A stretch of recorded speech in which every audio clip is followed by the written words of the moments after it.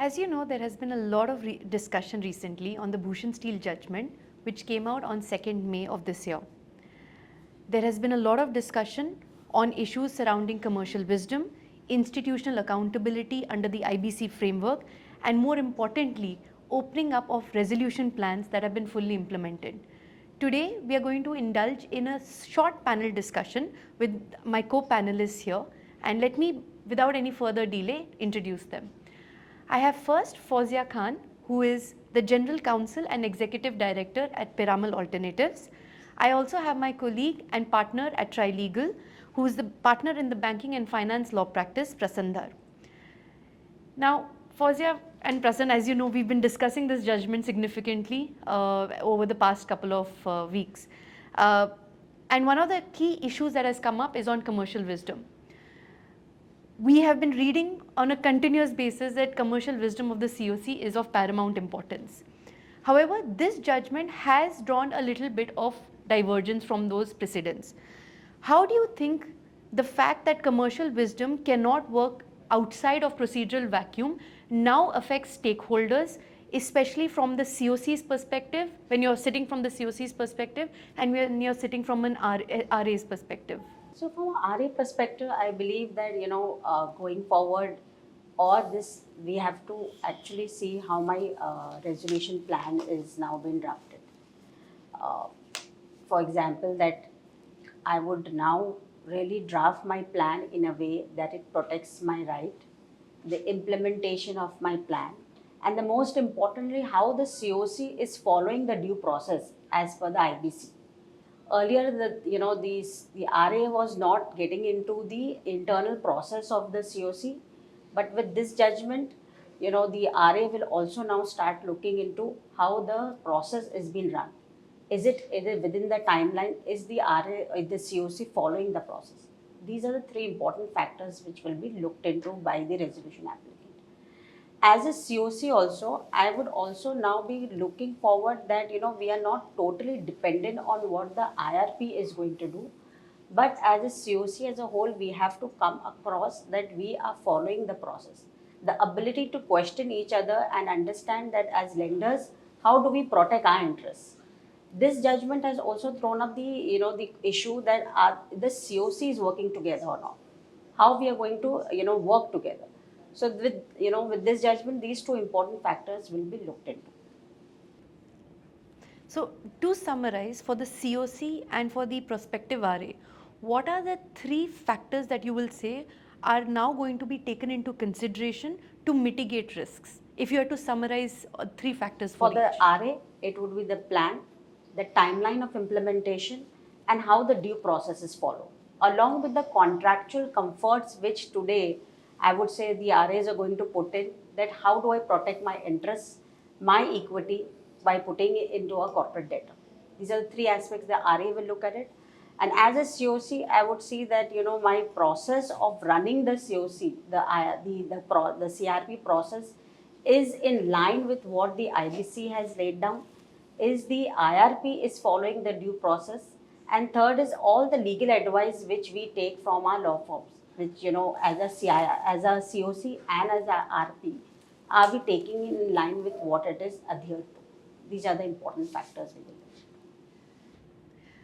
Prasan, coming back to you, we have seen that this is one of the first of its kind judgment where a resolution plan which has been fully implemented has been overturned, right? How do you, and obviously the court has exercised its extraordinary powers. Do you think this also sets precedent going forward for other NCLTs to actually look at overturning implemented resolution plans? And is a fear there out in the market for successful resolution applicants? So I think that's right. I think one of the impacts is going to be obviously that this sets a precedent where implemented resolution plans can be opened. I think the real question is going to be who is going to be agitating these issues. So, for example, if you have a plan that, say, had an implementation timeline of a particular period and you've sort of gone beyond that period, who is the person that is actually going to be agitating that the plan wasn't implemented within the time period that was provided for? And I think that's something that we will need to see as stakeholders evolve their views in the market. And I think the second thing is very likely to be, while you look at resolution plans that have been implemented, people are going to start thinking a little bit more closely about remedies and allocating the risk of the range of remedies that a court might actually employ within resolution plans. So, for example, in your resolution plan, if you say, if my resolution plan is going to be unwound and it's going to move to liquidation, what am I going to get in return? Am I just going to get the money that I put in back? Am I going to get interest? The lenders are going to turn around and say, but you have enjoyed profits for a particular period, and therefore that should be set off against the interest that we owe you. So there are going to be nuanced negotiations around risk allocation in resolution plans where you have defects in implementation. Just going back to the first point that you had, right? Who's going to challenge this process? Now, obviously, in this case, the COC and the SRA were aligned that they were okay with the delayed implementation, but the court intervened and said that that is not okay. But if you actually see in these processes, you have prospective resolution applicants who had a certain understanding of upfront payment timelines. Now, because they are closed door implementation processes, they don't know whether they've actually benefited or have actually been cheated through the process. So, how do you, at a belated stage as this kind, how do you expect prospective resolution applicants who've lost out in the process to actually challenge it at such a belated stage? So, how would you actually account for that interested party? So, look, there are probably, this will need to be sort of worked out in due course. I think the short point is that where you have resolution applicants who have not succeeded in the process, I think what you need to look at is what did everybody put on the table at the time of making and giving the resolution plan. If there is a delay, it would seem odd for resolution applicants who were unsuccessful to say that is the basis on which now I should be allowed another chance. Because your the point about stopping the process and rewinding the process is not on the basis that your plan was worse than what the other resolution applicants gave, but it's just that you delayed implementation of it. So I think where this will land up, hopefully, is that the market will realize that from a systemic perspective, there must be accountability for delay. And while that doesn't mean that someone who has hitherto lost out in a resolution process gets back into the fray, but there will be some degree of comfort that other market participants will take that say, look, at least there is accountability for that person who did win to complete their process in time. What form that accountability takes is a question, whether it's liquidation or whether it's something else. But from a system perspective, I think the accountability question is important, and it's important in one sense that the court has actually raised it. Yeah, absolutely. Which, from the SRA's perspective, we've always heard of the Ghanshyam Mishra's judgment, which is clean slate principle, clean protection as soon as I sort of take over the corporate debtor. 32A deals with clean slate on the criminal side of the principle. Now, in the Bhushan Steel judgment, the court goes on to say that the 32A protection in this case does not mean that the provisional attachment order by the Enforcement Directorate can be set off. Does that create a lot of uncertainty to your mind for prospective bidders now in the market? And is there a requirement for legislative or judicial intervention to clarify this position? So I think uncertainty is sort of two things. One is uncertainty of our outcome, and the other is uncertainty of timing. I think on certainty of outcome, there is possibly not that much change. I think what's important here and what's very important for on the credit investor side and the resolution applicant side is certainty on timing, right? So if the answer is you have a 32A attachment which you now cannot resolve through the NCLT process, but now you need to go back to the adjudicating authority under the PMLA and get that removed. How does that add to timelines? How are appeals there going to be dealt with? You got an order from the Supreme Court. Now, if you want to go and remove that attachment, are you going to again enter into a process where you'll enter into a cycle of appeals all the way up to the Supreme Court? So, and perhaps on merits you may still win, right? And the government needs to take a view on how it approaches litigation in these matters, right? But uncertainty of timing, when will I get that attachment removed? That's going to be pretty important for all stakeholders involved. But I think that, To sorry, add, go I ahead. think the PMLA itself needs to now recognize the IBC, and if such actions are taken, then how the process has to be laid down. The overriding effect, essentially, that whether IBC will have the overriding effect or PMLA. Absolutely. But, you know, and I think that we were having this discussion even offline, which is today the practice is, unfortunately for all successful RAs, that in each proceeding, and we've dealt with this even in the DHFL insolvency, that each of the proceedings that continue, you have to go to that particular forum today and sort of litigate it and sort of establish that there is a clean slate principle because of Ghanshyam Mishra or because of 32A, and I think there are over hundreds of litigations like this that we have sort of dealt with at DHFL, which does create a problem, and I think governmental intervention to clarify that position would become necessary, as you identified.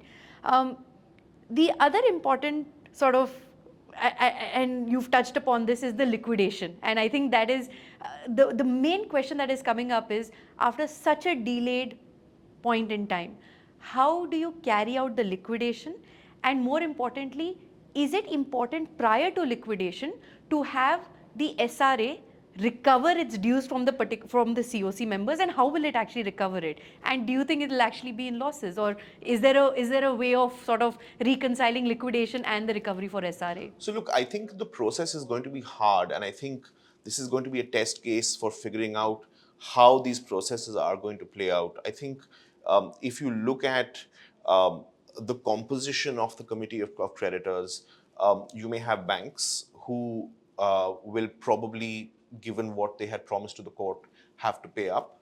But you're also going to have other type of institutional investors who organize themselves in a limited life vehicle form. And if you have a limited life vehicle form, and that vehicle, say, no longer exists, it's distributed all its capital, how is that now going to pay back the money? Now, I think in this case we'll see how it goes. This is sort of unprecedented for the current time, but I think what you will find going forward is that there will be nuanced risk allocation between COCs and resolution applicants. You will see ARC documents having provisions that deal with clawback, because now this is a very real risk, right? So I think the market will have its responses through documentation, but there will always be some kinds of things which you just cannot allocate risk for, right? If a fund is closing and if the fund is distributing all its capital to its investors and that fund no longer exists, nobody's going to pay back that money, right? So how this is going to play out, I think, is to be seen. But I do expect that there will be more nuanced risk allocation across the contractual architecture in a deal where, in a transaction where an entity is undergoing corporate insolvency. So just as a follow-up, one of the biggest ways to sort of negotiate is upfront payment in a time-bound manner. Will this now actually impact that negotiation between COCs and SRAs and prospective RAs? So I think that'll sort of depend on each. That'll turn on the facts of each case. But what I do feel is, in circumstances where there is upfront payment and everybody's promising upfront payment, there is going to be a mechanism whereby there is going to be a risk allocation as to if there are consequences in if there are issues with the way in which the COC or the RP ran the process, and because of that there are issues with the finality of what's been achieved, who bears the risk for that? it would seem to be the case that the COC and the RP, not the RP, but the COC bears the risk there. In cases where the delay is on account of the RA, there's going to be some sort of risk allocation there as well. But from a bidding perspective, I don't think there will necessarily be a change in how bidders will approach upfront payment versus there being no upfront payment. Perhaps you might start to see some sort of holdback payment until all legal cases are resolved. But that's to be seen, and whether lenders will ever agree to that remains to be seen. That's a very interesting takeaway. So it'll be more on the risk sort of mitigation factors rather than delaying the upfront payment. That's actually very interesting. Just to conclude, Fawzia, what would be your key takeaways, which we've sort of already dwelt upon a little bit, for the COC, RAs, and the IRPs? And I do know that, as an institution, for being lenders to RAs, what would you recommend are the key takeaways in those scenarios as well? So for if we are lenders to the RA, now we would be more careful. What are the risks which are are going to be seen? We always used to look at the resolution plan. There was a implied assumption that once the plan is implemented, it's difficult to get revised or into liquidation. But that is a risk. Now we are going to look into it, that assuming if there is a liquidation or a reverse, then where do as a lender I protect my rights from a successful resolution applicant? Do I have enough security to recover? Because ultimately the corporate debtor will go under liquidation. So there is, the legal right to protect me as a lender. I would now really rely on the SRA's financials and not on the corporate debtor's financials going forward. Second is, if as a COC now, irrespective of my commercial wisdom, which we always say that the commercial mind will play over other aspects, but the process of how I'm going to run is very important, because this judgment itself has thrown a lot of emphasis on the process followed along with the RP. So RP and the COC both have to in a way work together and see that the process is duly followed, the extension of timelines, and the responsibility of each. As Prasanna said, that we have to see that the responsibility of the COC and the RP and the SRA will have to be worked together, right. And they will be questioning each other for this, because today the SRA does not have the they are not party to a lot of COC meetings, but now the SRA should have the ability to question the COC and the IRP, that are you following the due process or not. Last, does this impact the way foreign bidders and domestic bidders now perceive the entire CRP process? Or does it actually give them more certainty? Is something that we've been asking around. Everybody has this question in the market. Are foreign bidders now worried that investing in the Indian market is going to be, it's always risky, it's always litigious, one doesn't know if it's going to be overturned, or does it actually give them more certainty? And I think you've already sort of dealt with the risk assessment part. Will this impact the due diligence that you actually carry out for the CD? And you've also touched upon it a little bit, that your due diligence as a lender towards the RA will vary. So could you just focus a little bit on how the market is sort of looking at this Absolutely. judgment? Thanks for that. So let me just split the bidder for distressed assets in two buckets. One is RAs, right? And how RAs are going to do diligence and how they are going to think about how they are pricing this, right? The other constituency is actually the distressed debt fund world of it, who are not bidding for the distressed assets but are bidding for the debt. And for them, it becomes slightly tricky now, because for them, in order to be able to price a deal, it's important for them to understand in a certain way what is the likely outcome and how long it's going to take. If the likely outcome um, is uncertain, obviously diligence is going to be key, as you pointed out. But how long is the process going to take? So if, let's say, I'm investing in distressed debt and I look, it's look, it's just a question of implementation.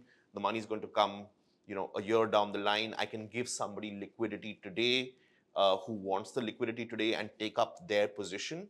Am I certain that the money is going to come 1 year down the line? And even if it does come, am I going to have to return that money? So that's going to become important.